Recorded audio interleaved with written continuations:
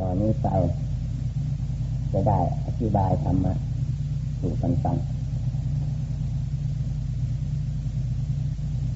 การฟังธรรมะคำสั่งสอนของพระพุทธเจ้าขอให้พากัน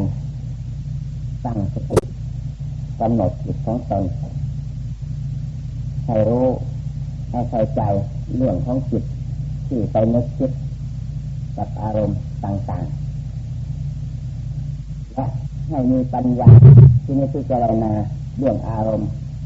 ที่เป็นกำลังนึกกำลังปรุงกำลังคิดอยู่นั้นว่าอารมณ์ส่วนนี้เป็นอารมณ์ที่จะทำตนของตนให้ได้รับผลรับประโยชน์อย่างไรหรือหากจะนำความชั่วเสียหายมาให้หรือคิดไปปรุงไปแล้วไม่นำผลประโยชน์อะไรมาให้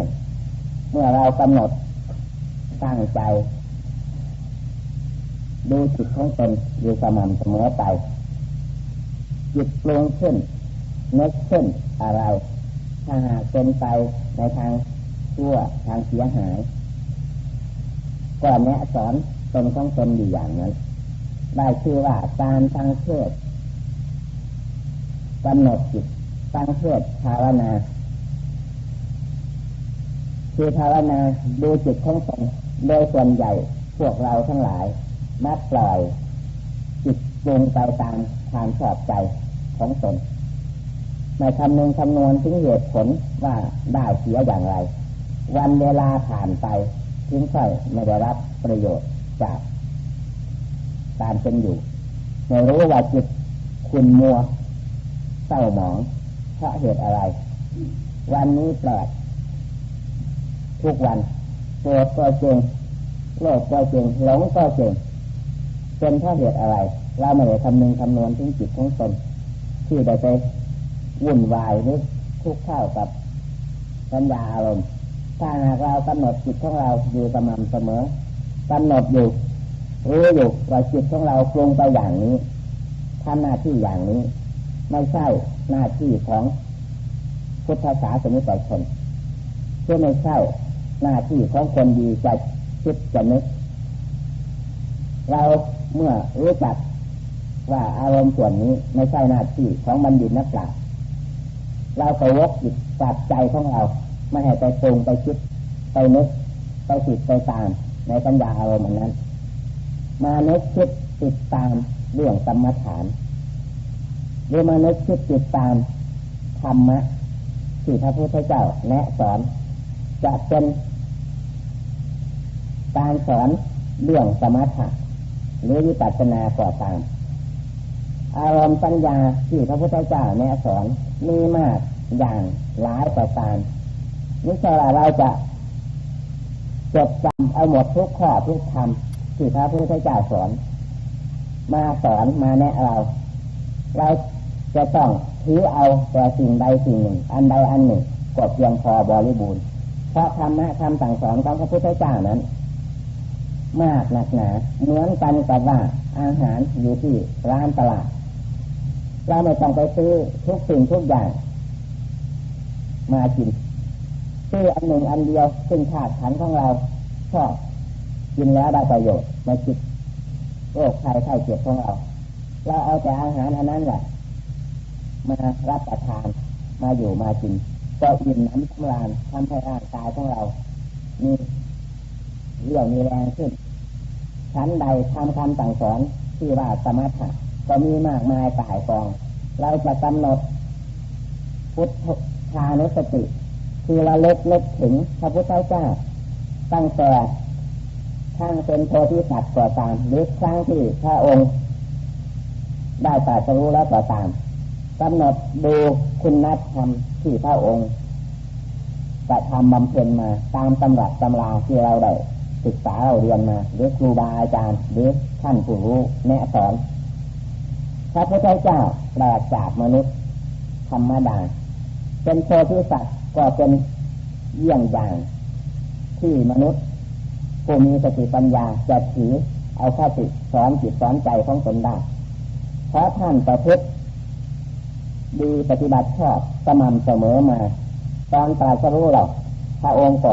ยิ่งเด่นขึ้นไปในการกระทำบำเพ็ญคุณงามความดีทุกหน้าที่ทุกวิถีทางจิตใจของพระองค์ประเสริฐเลิศลอยไม่ว่าตั้งแต่เฉพาะทำคำสั่งสอนของพระองค์รูปของพระองค์ก็สวยฐานะของพระองค์ก็ดีปัญญาสติของพระองค์ข้อมูลทั้งหมดจึงเป็นที่ระลึกนึกคิดของ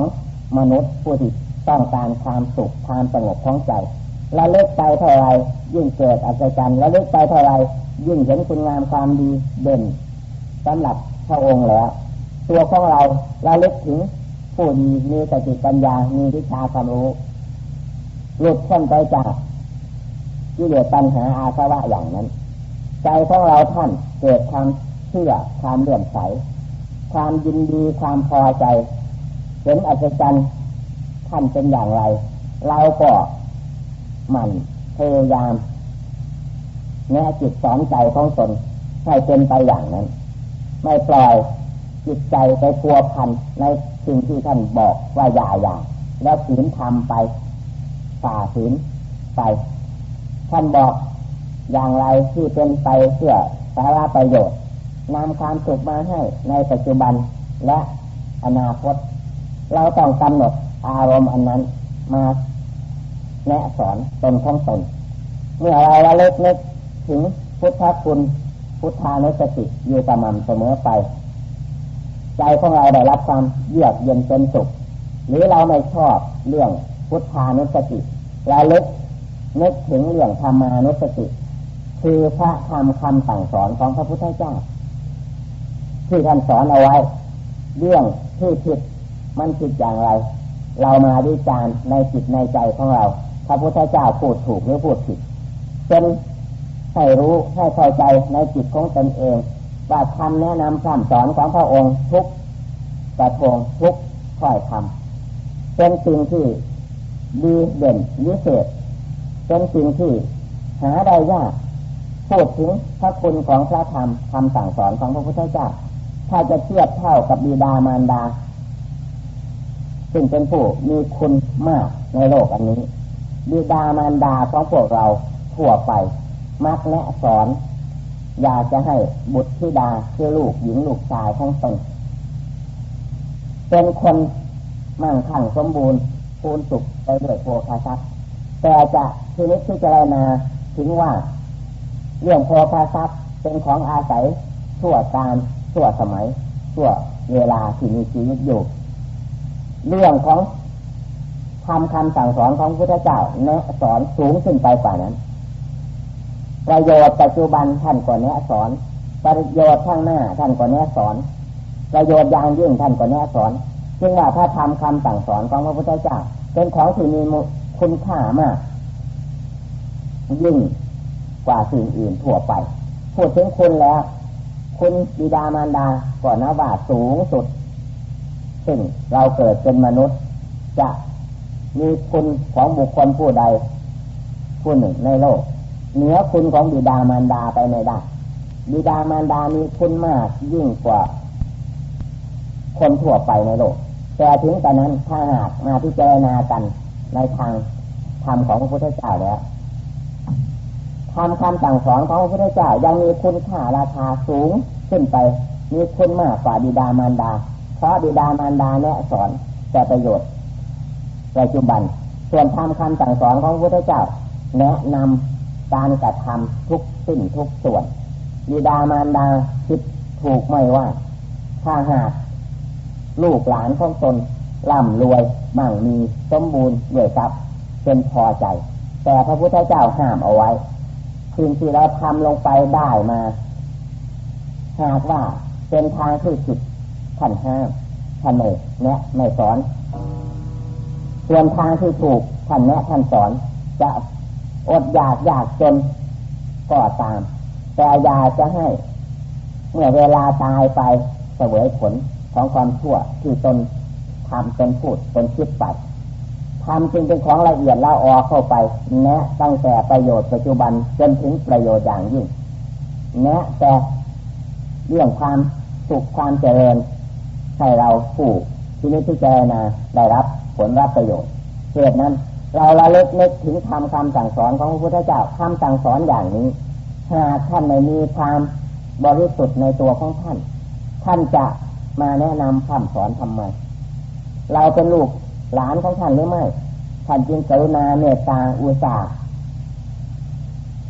บัญญัติทำเอาไว้ให้พวกเราทั้งหลายได้พากันศึกษาได้พากันที่นี้ที่เจรณาหากคนแคบอย่างพวกเราที่มีความรู้สั้นๆก็จะเห็นกันแต่พวกเดียวกันหรือลูกหลานของตนโดยมากลูกหลานไปทำอะไรโดยส่วนใหญ่บิดามารดาระลึกนึกคิดสนิทสนมเข้าฝ่ายลูกของตนทั่วไปตามที่นี้ที่เจรณาไม่ได้เอาคำสั่งสอนของพระพุทธเจ้าเขาว่าเหตุนั้นเรื่องของลูกไปทำผิดเป็นขโมยเข้ามาโจทย์มาหาว่าลูกของเจ้าไปลักไปขโมยของฉันอย่างนั้นอย่างนี้บิดามารดามันไม่ได้ไปมันอยู่บ้านอยู่ช่องมันไปนั่นไปนี่วันนี้โดยส่วนใหญ่เป็นอย่างนั้นถ้าที่มันไปหรือได้มาให้บิดามารดาก็ชอบอกติดใจไม่ค่อยห้ามค่อยบอกลูกหลานหรือเมื่อมีคนเขามาจับมากุมก็มาอยากแก้ตัวอย่างนั้นเหตุนั้นกรรมของลูกและพ่อแม่จึงติดกันเรื่อยๆไปเหตุที่ว่าพ่อแม่เข้าลูกเสมอไปไม่ได้เอาคำสั่งสอนของพระพุทธเจ้าเขาว่าคำสั่งสอนของพระพุทธเจ้าไม่เป็นอย่างนั้นจะเป็นพ่อก็ตามเป็นแม่ก็ตามเป็นลูกเป็นหลานเป็นเลนก็ตามใครไม่ว่าทั้งนั้นถ้าทำผิดท่านต้องบอกว่าผิดทำไม่ดีท่านต้องบอกว่าไม่ดีทำดีจะเป็นคนต่างหน้าต่างตาต่างชาติต่างตระกูลมาจากสถานที่ใดก็ตามท่านให้ถือเอาท่านละเสริญเยินยอว่าดีทั้งนั้นไม่เหมือนกับพวกเราที่มีกิเลสหนาปัญญาหยาบซึ่งเข้าส่วนของตนและคนอื่นไม่ค่อยอยากจะเข้ามันเป็นอย่างนี้ที่พวกเรามีกิเลสเหตุนั้นคำสั่งสอนของพระพุทธเจ้าเมื่อผู้ใดระลึกนึกถึงที่ท่านบอกว่าทำอย่างนั้นผิดเมื่อทำไปจะได้เป็นโทษเป็นกรรมทำไปจะได้รับความทุกข์ความยากในการใดสมัยหนึ่งเราพิจารณาดูธรรมที่ท่านแนะสอนว่าอย่าทำถ้าทำไปจะได้รับผลอย่างนั้นอย่างนั้นเราพิจารณากันจริงจังถูกต้องไม่มีผิดพลาดแม้แต่อย่างหนึ่งอย่างใดเลยท่านที่แนะสอนว่าให้ประพฤติอย่างนั้นให้ปฏิบัติอย่างนี้ก็ดีเด่นจริงจังผู้ใดอุตส่าห์พยายามกระทำตามโอวาทถึงจะทุกข์ยากลำบากก็ยังมีผู้เมตตาสงสารยังมีผู้เลี้ยงดูยังมีผู้ เคารพบูชาเพราะสัจจะคือความจริงที่ท่านตรัสเอาไว้สอนเอาไว้เป็นไปอย่างนั้นเหตุนั้นการระลึกนึกถึงพุทธานุสติธรรมานุสติประจำจิตประจำใจของตนภาวนาระลึกนึกถึงเรื่องของธรรมอยู่สม่ำเสมอไปหรือไม่อย่างนั้นจะบริกรรมพุทโธธัมโมอยู่อย่างนั้นไม่ให้จิตใจไปพัวพันเกี่ยวข้องกับเรื่องอันอื่นเมื่อจิตสงบถอนออกมาเมื่อใดจึงขอที่นี้พิจารณาเรื่องธรรมะหรือพุทธะนั้นใจของเราท่านจะเกิดอัศจรรย์เห็นแจ้งแทงตลอดเรื่องของความชั่วก็จะได้ละได้ถอนเรื่องของความดีก็จะได้ปีติปลื้มใจในการกระทำบำเพ็ญของตนนี่แหละทางที่พระพุทธเจ้าแนะสอนจะระลึกอะไรระลึกได้ทั้งนั้นสังฆานุสติจาทานุสติมรณานุสติศีลานุสติอะไรที่ท่านบัญญัติไว้มีมากมายก่ายกองหรือจะเพ่งอันใดอันหนึ่งซึ่งเรียกว่ากสิณก็ได้ท่านจึงบอกเอาไว้เรื่องของสมถะอุบายของการที่จะทำจิตทำใจให้สงบมีมากมายก่ายกองกรรมฐานที่ท่านแนะเอาไว้สอนเอาไว้ตามตำรับตำราหรือจะนอกนั่นก็ตามหากว่าอุบายอันใดซึ่งจะทำกายทำใจของตนให้สงบระงับดับกิเลสได้ไม่ปรุงไม่คิดไปในทางชั่วระงับดับความชั่วได้หรืออย่างน้อยก็เบาบางไปความโลภความโกรธความหลงของเราแต่เตาก่อน เป็นอย่างไรเมื่อเราที่นี้พิจารณาธรรมบทนั้นหรือบริกรรมอย่างนั้นความโลภได้ลดหย่อนผ่อนผันไปอย่างไรความโกรธเป็นอย่างไรความหลงเป็นอย่างไรหรือเพิ่มทวีคูณขึ้นให้มันที่นี้พิจารณาผลของการกระทำบำเพ็ญของตนบุคคลผู้ใดมันที่นี้พิจารณาหรือกำหนดจิตกำหนดใจในอารมณ์อันใดเป็นไปเพื่อความสงบเป็นไปเพื่อความแก้ไขเป็นไปเพื่อความเปลื้องจิตใจออกจากทุกข์ธรรมบทนั้นถึงจะมีในตำรับตำราหรือไม่มีในตำรับตำราได้ชื่อว่าเป็นทางที่ถูกกับจริตนิสัยของตนให้มันฝึกมันฝนมันอบมันรมให้จิตใจของตนได้รับความสุขความสงบความปลอดโปร่งจากกิเลสตัณหานี่แหละทางเรื่องธรรมะถ้าหากถูกได้รับผลรับประโยชน์อย่างนี้การฟังธรรมะถ้าฟังไปโดยไม่ได้เอาใจใส่จิตใจอยากใส่คิดที่นี่พิจารณาอะไรปรุงไปแต่งไปสวนถอยสวนทำขึ้นบางสิ่งบางอย่างเพราะความกดดันในจิตในใจในเด็กพิจารณาภายในของตนเข้าใจว่าตนเห็นถูกเข้าใจว่าตนมีวาทะดีพูดเก่งก็พูดกันไปไม่เคารพไม่ระวังสังวรในเมื่อเวลาฟังคำสั่งสอนของพระพุทธเจ้าเมื่อเป็นเช่นนั้นฟังเท่าไรก็ไม่ค่อยเข้าถึงจิตถึงใจฟังเท่าไรแทนที่จะกำจัดกิเลสตัณหากลับเพิ่มเรื่องมานะทิฏฐิว่าตนมีความรู้ความฉลาดสามารถทุกสิ่งทุกอย่างไปก็เลยเป็นเหตุให้เห่อ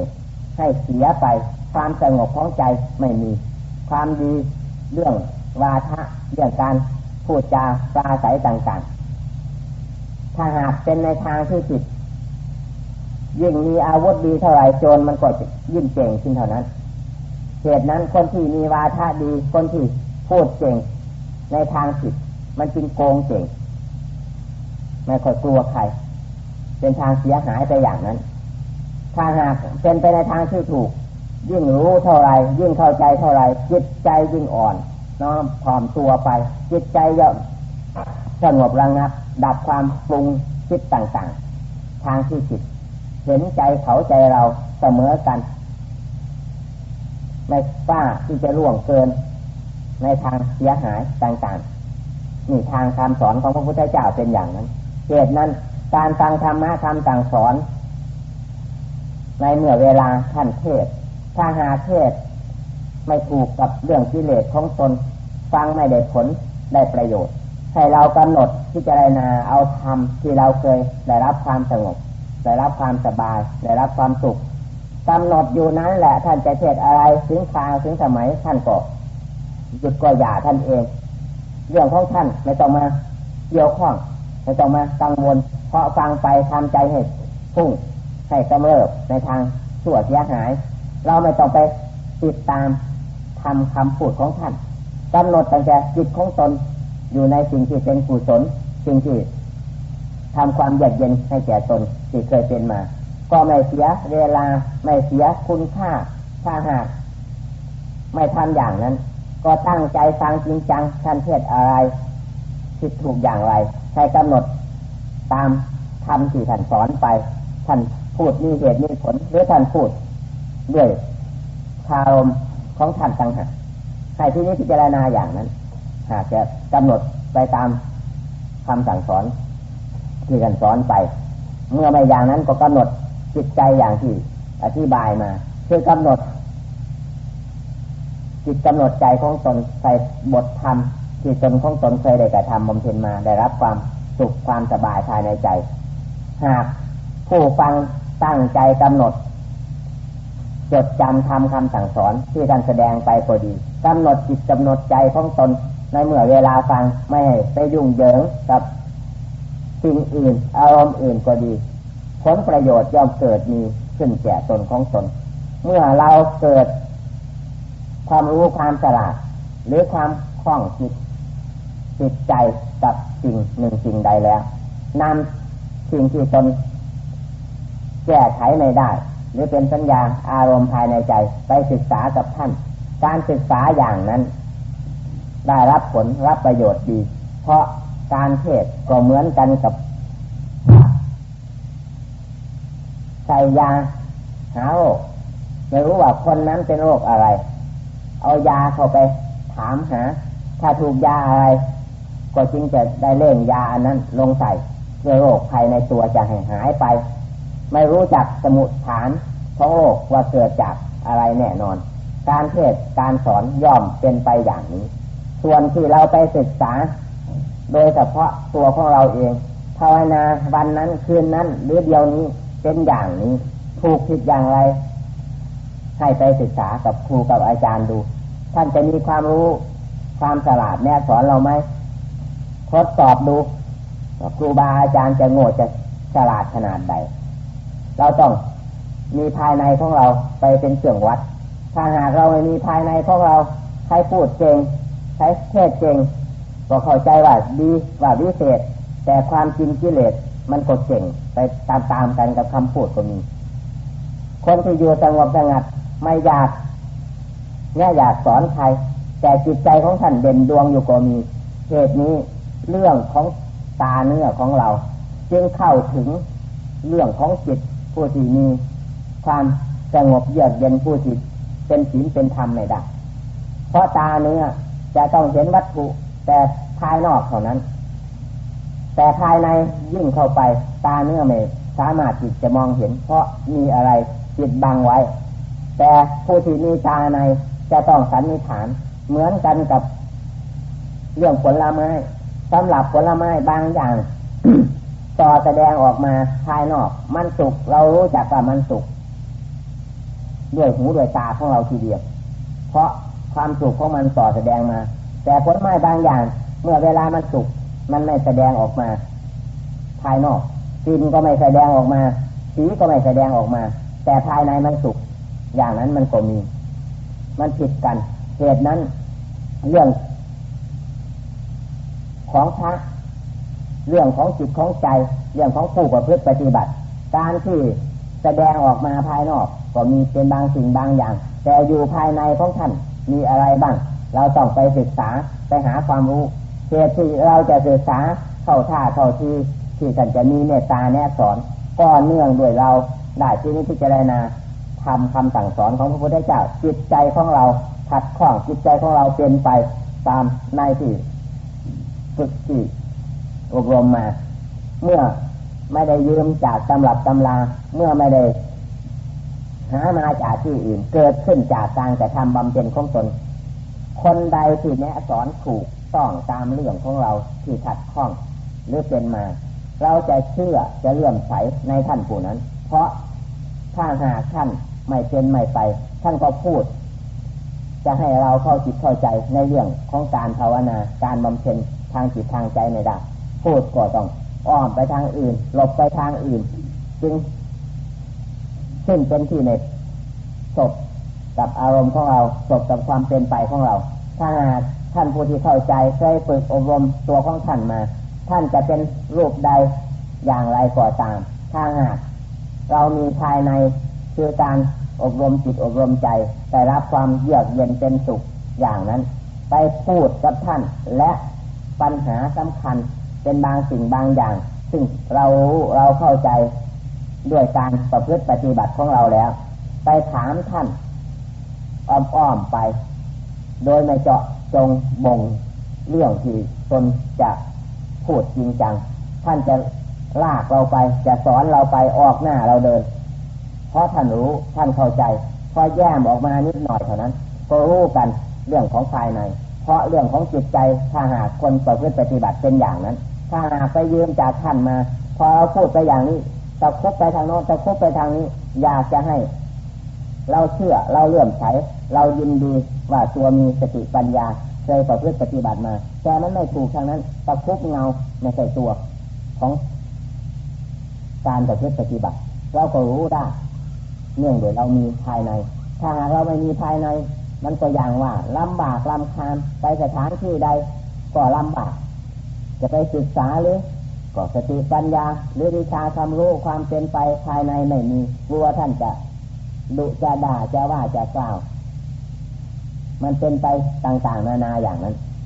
เหตุนั้นการฟังธรรมคำสั่งสอนของพระพุทธเจ้าที่จะได้ประโยชน์จริงจัง คือเวลาเรานั่งฟังก็ไม่มีจิตอื่นการใดจะต้องไปนึกคิดจะต้องไปทำจะต้องไปพูดกายของเราก็นิ่งเฉยวาจาของเราก็ไม่พูดอะไรอยู่สงบใจของเราก็พยายามแนะสอนให้มันสงบให้มันนิ่งอย่าให้มันปรุงมันแต่งหรือจะติดตามผู้แสดงว่ามันเป็นอย่างไรที่ท่านแสดงไปก็ได้อีกเหมือนกันแต่อย่าไปจับเรื่องความเสียหายความผิดของท่านคิดมอบให้ท่านเราอยากจะเอามาเป็นของเราให้เราถือเอาส่วนที่ถูกประโยชน์ที่ถูกกับโรคกับภัยกับจิตกับใจของตนถ้าหากถือเอาได้อย่างนั้นจิตใจของเราฟังเวลานั้นคราวนั้นกันนั้นได้รับปัญญาอย่างนี้ฟังต่อไปได้สติปัญญาเพิ่มเติมเข้าไปเป็นขั้นๆเป็นคราวๆเข้าไปนี่เรื่องการฟังเทศน์ในสมัยพุทธกาลท่านจึงว่าได้สำเร็จโสดาสกิทาคาอนาคาอรหันต์ในที่เฉพาะพระพักตร์ของพระองค์แต่สมัยปัจจุบันไม่เป็นอย่างนั้นฟังพอเป็นพิธีถ้าหากจะเทศน์กำหนดเวลาให้เทศน์นาทีสนินาทีแต่การดูหนังฟังเพลงต่างๆไม่กำหนดหมดคืนหมดวันก็ได้ทำการหรือคู่คุยกันเรื่องอื่นกำหนดไม่กำหนดเวลาพูดจาไปเท่าไรก็ยินดีฟังยินดีพูดแต่พูดธรรมะมันเป็นอะไรจึงแถลงกับจิตกับใจของเราก็ธรรมะคำสั่งสอนของพระพุทธเจ้ามันเป็นของดีวิเศษคนที่มีกิเลสย่อมแถลงถ้าหากคนไม่มีกิเลสฟังเท่าไรยินดีพอใจปลื้มใจเรื่อยๆไปไม่เหมือนการฟังเรื่องอื่นเหตุนั้นเรามีกิเลสมากอย่างนี้เราจะปลดจะขีดจะ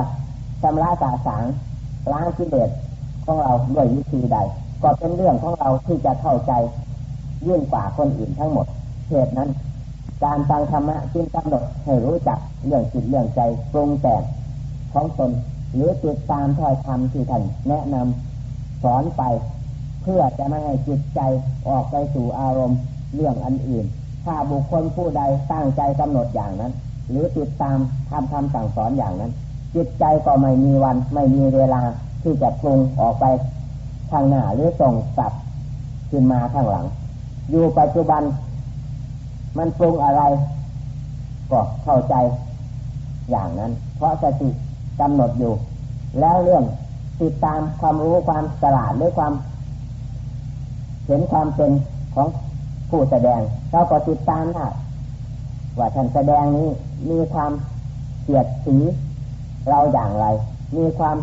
ยกยอเราอย่างไรเราประพฤติได้ตามเรื่องของท่านแสดงหรือไม่เราต้องกำหนดไปตามคำแนะนำคำสอนของท่านเทียบธรรมที่ท่านแสดงไปใส่ใจของเราเทียบธรรมที่ท่านแสดงไปมาตรวจดูใจของเราถ้าหากเราตรวจดูก็รู้ก็เข้าใจเรื่องความผิดในตัวของเรารู้เข้าใจเรื่องความถูกที่เรากระทำบำเพ็ญมา